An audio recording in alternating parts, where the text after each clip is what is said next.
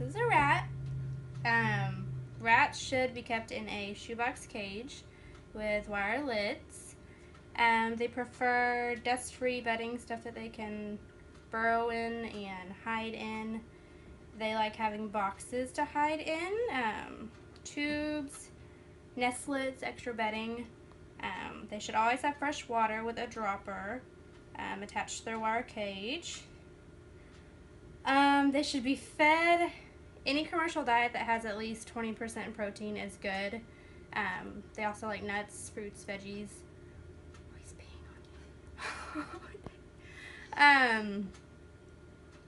Identification you can do with ear tags, tattoos, cage cards, even a non-toxic marker on the fur. And I think that's it. So I'm showing you the restraining technique. You can either, when you're transferring from cage to cage, you can grab at the base of the tail, right there. You don't want to grab anywhere in the mid or the end because they have actually, you can damage it pretty good. As far as sexing him, you have to turn him upside down. Hold on, little guy, I'm so sorry. And you can see his genital area is quite far away from his rectum, which means he's a boy, and he has a little scrotum, obviously. Females are gonna have a longer width there. So this guy is a male. Now I'm gonna show how to give him a sub-Q injection. To do that, you are just going to pull his skin up. Sub-Q means under the skin, obviously. Pull his skin up. He has such thin skin. Stick the needle in and hold it, and that is it. I did it right in between the shoulder blades on him. Okay, so now I need to perform oral dosing on him. Normally you would use a ball-tip syringe. We do not have those. We're not normally an exotic hospital, so I'm going to show you with a tuberculin syringe. You are just going to open his mouth and give, oh, I'm sorry, little guy, I know. You already had it done once. Now, if you had a ball tip, you'd want to go towards the back of his mouth and feed it all the way down his esophagus, but that worked for the tuberculin syringe. Okay, so now I'm going to show you how to collect a blood sample from his vein, the lateral vein in his tail.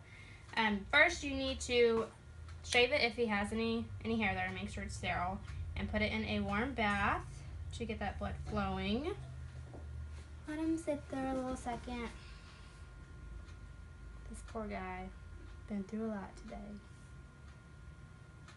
Okay. And then my assistant here is going to occlude the vein for me.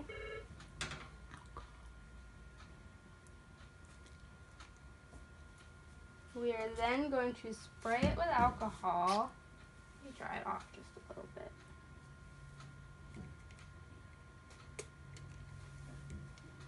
And pull the blood.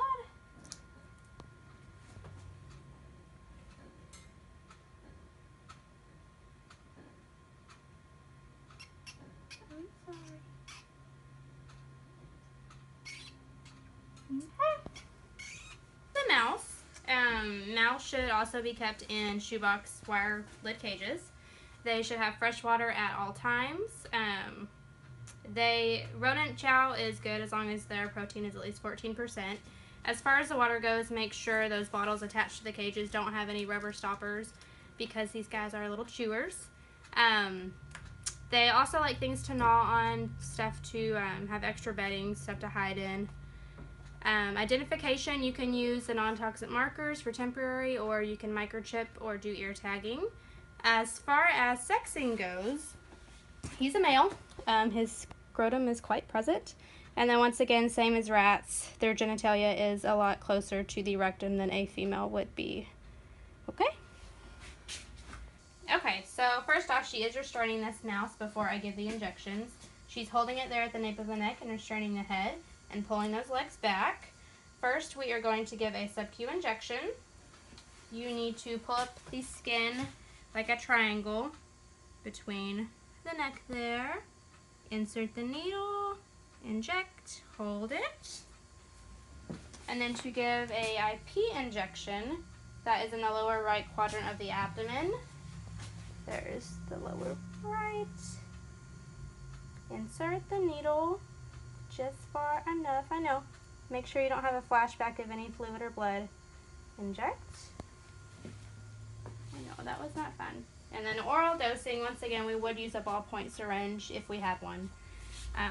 He might not be the easiest here, but we're going to try just to insert a little into his mouth.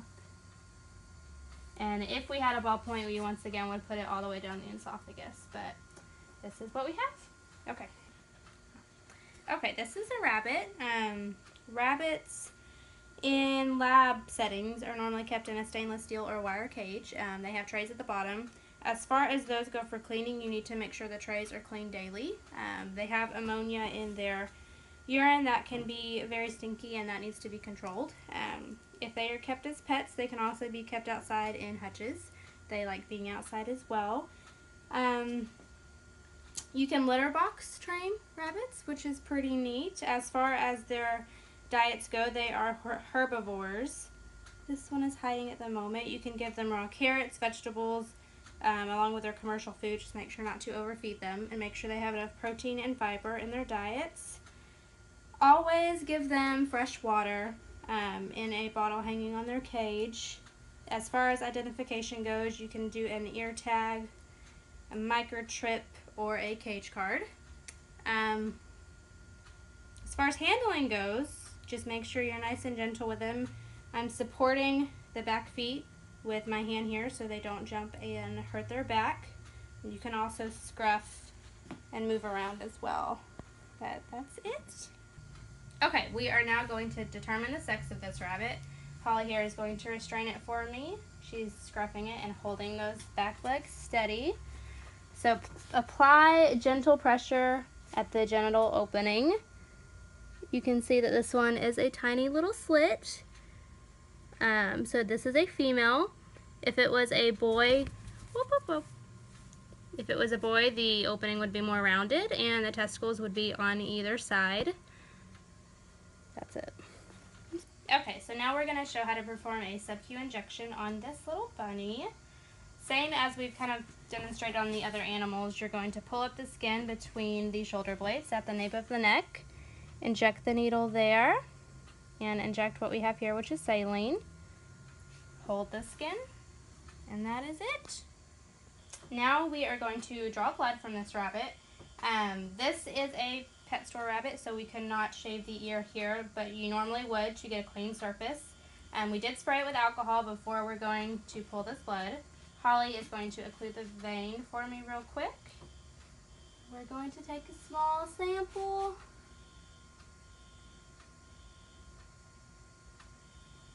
I'm sorry, babe. Let me try one more time. Okay, that's it.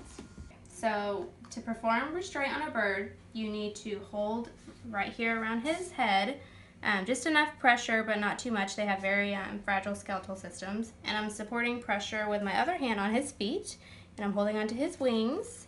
To obtain the objective data, I noticed that his eyes were clear, his nares were clear, the feathers on top of his head were nice and smooth along with the rest of his back. His respiratory rate is high, but he is a smaller bird, so that's normal. And he looks like a pretty healthy bird. So now we're going to perform a nail trim on him. Holly is restraining him for me. I am using these tiny little nail cutters. You want to make sure to avoid the quick, of course. If you do get the quick, you can use a cautery stick to stop the bleeding. These just aren't very sharp, so it's a little difficult. Pull out his other tool. I'm sorry, little guy. We're only going to do one foot because the other one was already done by my coworker.